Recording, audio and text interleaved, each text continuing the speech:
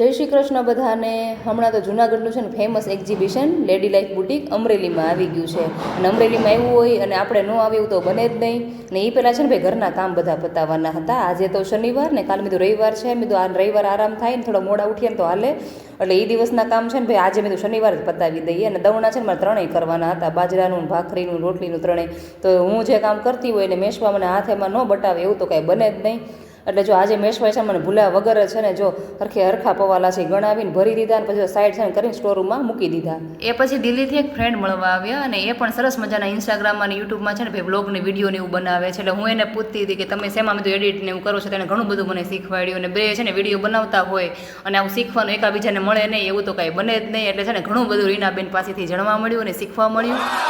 એ પછી તો રીના આવી હતી ને તો એ ચોકલેટ મેશવા માટે લઈ આવી હતી. પણ મેશવા બેન તો જો ઉડતા વેત જ એ જોઈ ગયા હતા. એ તો છે ને રાજીના રેડ થઈ ગઈ.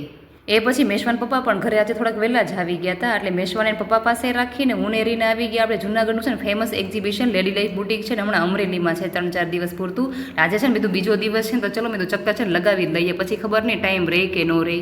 એ પછી ત્યાં જતા વેતા આપણે લેડી લાઈફ બુટિકના ઓનર છે નૈતિકભાઈ પોતે એ મળી ગયા હતા. અને છે ત્યાં પર્સની છે ને અવનવી વેરાયટી હતી. નાનાથી છે મોટા સુધી નાના ગમે ને એ ટાઈપના બધા પર્સ હતા, ચપ્પલ હતા, ચોલી અને બહુ જ ખજાનો હતો.